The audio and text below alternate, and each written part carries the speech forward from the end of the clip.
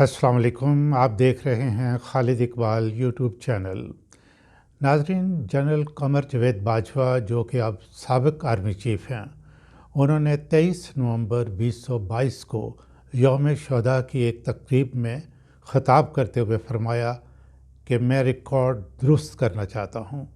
16 दिसंबर 1971 को मशरक़ी पाकिस्तान में शिकस्त फ़ौजी नहीं सियासी थी और फ़ौज के कैदी 91,000 नहीं बल्कि 43,000 थे। मैं इस बात से बिल्कुल इत्फाक करता हूँ कि रिकॉर्ड दुरुस्त होना चाहिए। हक़ाइक़ जानने के लिए हमूद रहमान कमीशन बना, जिसकी रिपोर्ट सरकारी सतह पे आज तक शाया नहीं हुई। नाज़रीन, मैं आपके साथ वो शेयर करना चाहता हूँ जो मैंने देखा, जो मैंने सुना। मुझे कमीशन की रिपोर्ट या आलमी मीडिया की ख़बरों या ड्राइंग रूम में बैठकर लिखी गई किताबों के साथ कतन कोई ताल्लुक़ नहीं। नाज़रीन, अल्लाह ताला ने मुझे बहुत सी नेमतों से नवाजा और उसमें एक नेमत ये भी है कि मैं हक़ाइक़ देखने और जानने की एबिलिटी रखता हूँ। नाज़रीन, मैं आपको ज़रा माज़ी में लेके जाना चाहता हूँ। मैं कॉलेज का तालिब इल्म था जब 3 दिसंबर 1971 को मशरक़ी पाकिस्तान की सरहदों पर हिंदुस्तान से बाकायदा जंग शुरू हुई और 16 दिसंबर को पाकिस्तान की अफ़वाज ने हथियार डाल दिए। मैं और मेरा एक दोस्त जिसका नाम महबूब अली है, ये ख़बर सुनकर इंतहाई अफसरदा हुए। हमारी आंखों में आंसू थे। हमने फ़ैसला किया कि कल से हम पोस्टर बना के पूरे लाहौर में लगाएंगे और फ़ौज का मोरल बुलंद करने की कोशिश करेंगे। नाज़रीन, पंजाब यूनिवर्सिटी, जिसे अब हम ओल्ड कैंपस कहते हैं, माल रोड पे, उसके सामने एक बस स्टॉप था। बस स्टॉप के फेस पे हमने एक बहुत बड़ा पोस्टर लगाया जिस पर लिखा, नाज़रीन ज़रा गौर फरमाएं, हम कॉलेज में थे और हमारे जज्बात क्या थे। उस पे हमने ये लिखा कि पाकिस्तान की तारीख़ में हथियार डाल दो के स्याह अल्फाज हम अपने खून से मिटा देंगे। नाज़रीन, हम चंद तलबा घर से जो पॉकेट मनी लेके आते, कुछ नहीं खाते थे, हम भूखे रहते और उस पॉकेट मनी से हम रंग और कागज़ ख़रीदते और पोस्टर बना के पूरे लाहौर में मुख्तलिफ़ जगहों पे लगाते। अल्लाह, क्या दिन थे। कॉलेज के तालिब इल्म थे और यूँ लगता था कि पोस्टर लगाकर हम मशरक़ी पाकिस्तान वापस ले लेंगे।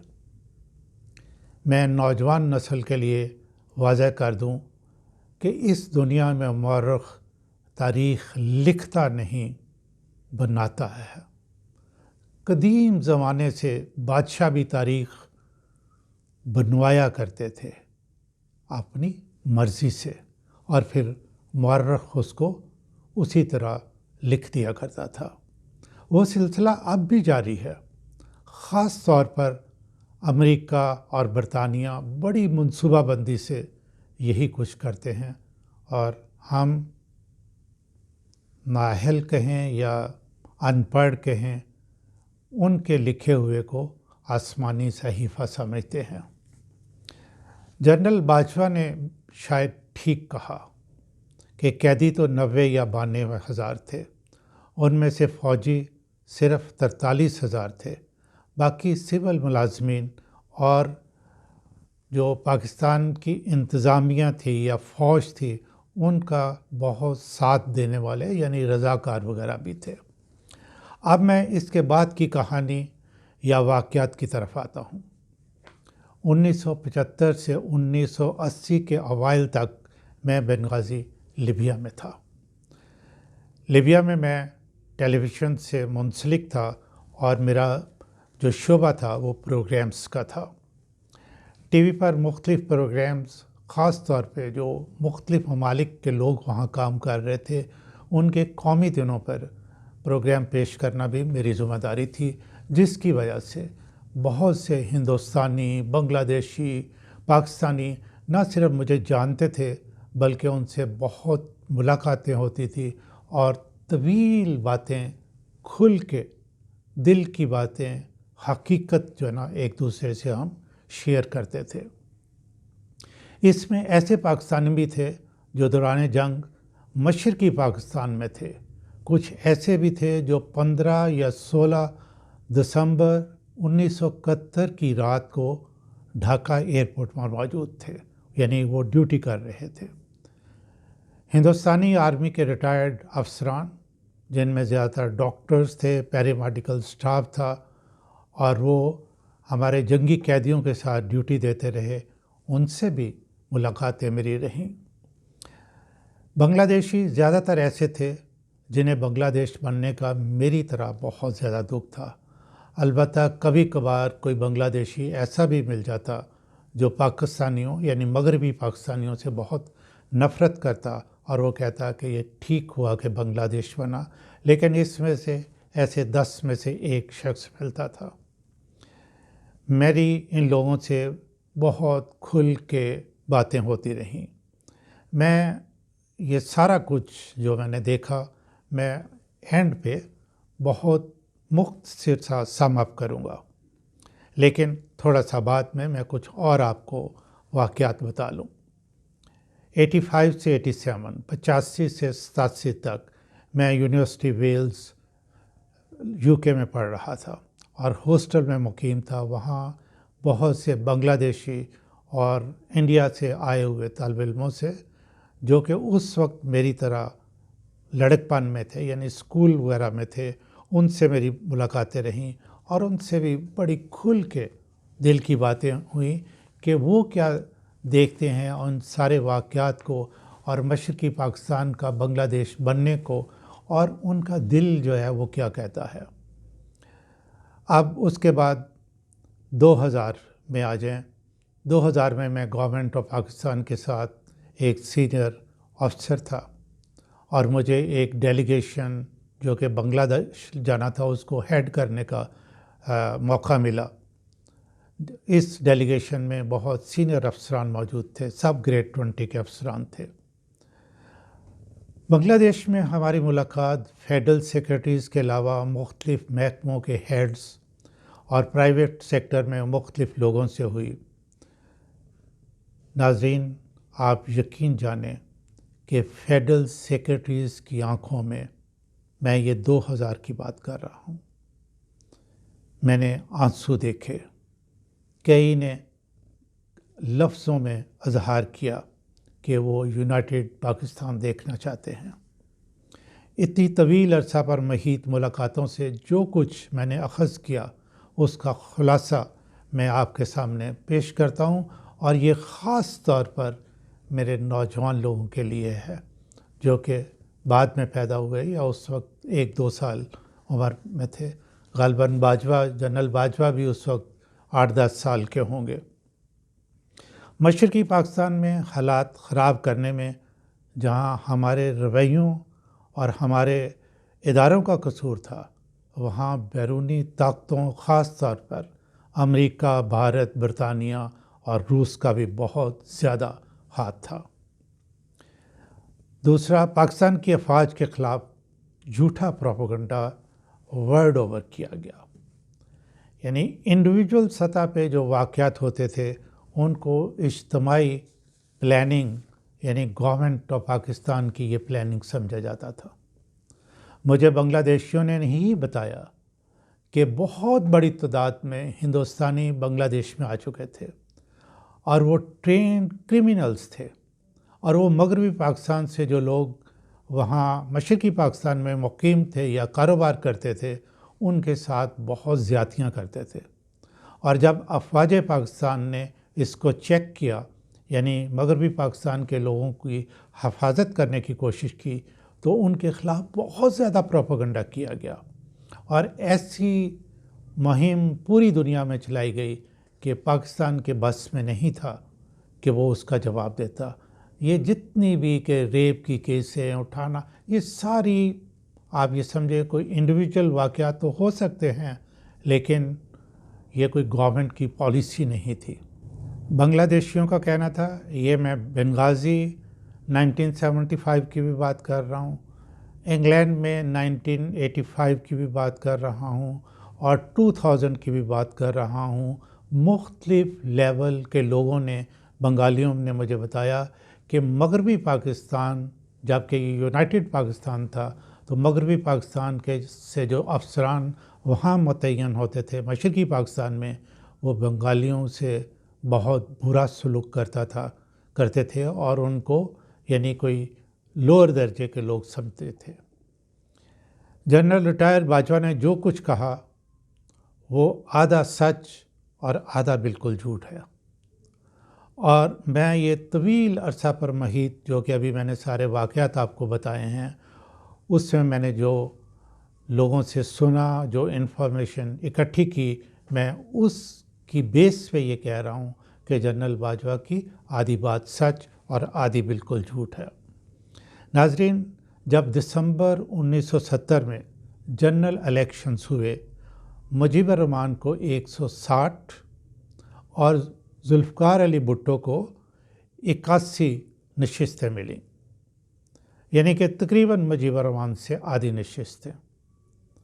یحییٰ خان جو اس وقت صدر پاکستان تھا، اس نے اسمبلی کا الیکشن بلایا تو بھٹو نے اس کا بائیکاٹ کر دیا۔ یہ ملک توڑنے کی بڑی وجہ تو یہ بنی۔ باقی تمام جتنے آپ واقعات دیکھتے ہیں، وہ واقعات جو ہیں وہ اسی سے انہوں نے جنم لیا۔ ناظرین، آپ میری بات پہ غور کیجئے گا۔ اللہ گواہ ہے، میں کسی پولیٹیکل پارٹی کا حامی نہیں ہوں، میں آپ کو حقائق بتا رہا ہوں کہ 160 نشستیں اور صرف 81 نشستیں، اور سازشیں کر کے وہ اسمبلی کا سیشن نہیں ہونے دیا گیا۔ تو یہ وہ بنیاد تھی جس سے کہ بنگلہ دیش بنا، اور باقی جتنے بھی واقعات ہیں انہوں نے اس بنیاد سے جنم لیا۔ ناظرین، لوگ کہتے ہیں کہ ذوالفقار علی بھٹو بہت ذہین شخص تھا۔ اگر آپ اس وقت کے فوجی جو لوگ ہیں، سینئر قسم کے، خاص طور پہ بریگیڈیئر کم از کم لیول سے آنورڈ، ان سے پوچھے تو وہ کہیں گے کہ یحییٰ خان بہت ذہین شخص تھا۔ دونوں ہی ذہین تھے، لیکن واقعات اور شواہد، ان کی پرفارمنس یہ بتاتی ہے کہ دونوں ہی ڈیش ڈیش ڈیش ڈیش۔ اب میں مرے ہوئے کے بارے میں کیا کہوں، لیکن نوجوان نسل کے لیے ایک سبق ہے کہ پرفارمنس کی بنا پر لوگوں کو جج کریں۔ میں دوبارہ کہتا ہوں، میں نوجوان نسل سے کہوں گا کہ پرفارمنس کی بنیاد پہ جو ایونٹس ہیں آپ کے سامنے، اس کی بنیاد پہ لوگوں کو جج کریں۔ وزڈم کیا ہوتی ہے، ذہانت کیا ہوتی ہے، یہ آپ کو واقعات بتائیں گے۔ لمبی لمبی تقریریں، لمبی زبان، فلوئنٹلی انگلش بولنا، یہ ذہانت نہیں ہوتی۔ غیر ملکی دشمن عناصر ایسے ہی لوگوں کو ڈھونڈ ڈھونڈ کر نکالتے ہیں اور اپنے مقاصد حاصل کرتے ہیں۔ مجھے مجیب الرحمان کے بہت قریبی لوگوں نے بتایا، خاص طور پہ بنغازی میں، کہ مجیب الرحمان کی آخر وقت تک یہ کوشش تھی کہ پاکستان نہ ٹوٹے، کسی طرح اسمبلی کا اجلاس ہو جائے اور پاکستان یونائٹڈ رہے۔ ناظرین، ملاحظہ فرمائیے کہ یحییٰ خان صدر Pakistan, chief martial law administrator, وزیر اعظم کے تمام اختیارات اس کے پاس، تو سکوت ڈھاکہ کو سیاسی شکست تو نہیں کہا جا سکتا۔ آپ نے یہ میرے 2 پوائنٹس پہ غور کرنا ہے۔ کہ ساری پاورز جنرل یحییٰ خان کے پاس، تو مشرقی پاکستان یعنی سقوط ڈھاکہ جو ہوا اس کو پھر سیاسی شکست تو نہیں کہا جا سکتا، لیکن اس کا کوائن کا سکے کا دوسرا رخ دیکھیں کہ دوسری طرف 80 سیٹیں لینے والے نے، جو 81 سیٹیں لینے والوں نے 160 سیٹیں لینے والے کو گورنمنٹ دینے سے انکار کر دیا، اور پھر بچے کھچے پاکستان کا صدر اور پہلا civilian chief marshal art administrator بنا، اور قصوروار فوج کو ٹھہرایا جائے، یہ بھی نہیں ہو سکتا۔ ساری سازشیں جن میں امریکہ اور برطانیہ کی مکمل سپورٹ حاصل تھی، یہ سیاستدانوں نے کی۔ اس کا مطلب یہ ہے کہ جن کے پاس پاور تھی اس وقت انہوں نے نااہلی دکھائی، اور جو سیاستدان تھے انہوں نے پاکستان کے خلاف سازشیں کی اور پاکستان کو توڑا۔ اب آپ فیصلہ خود کر لیں، میں نے حالات آپ کے سامنے رکھ دیے ہیں۔ اب آتے ہیں موجودہ حالات کی طرف۔ کیا اب ہم ایسی خرافات اور لالچ اور ذاتی مفادات سے مبرہ ہو چکے ہیں؟ اس پر اگلی ویڈیو میں بات کریں گے۔ میں ایک بات واضح کرتا چلوں کہ 1970 میں حکومت حاصل کرنے کے لالچ میں عوام پر بہت ظلم ہوا، اور وہ مظالم اب بھی ڈھائے جا رہے ہیں۔ پلیئرز بدلے ہیں، ان کے رویے اور عوام کے حالات بالکل نہیں بدلے۔ افواج پاکستان کا سول معاملات میں کردار، اس پر میں اگلی ویڈیو میں بات کروں گا انشاءاللہ۔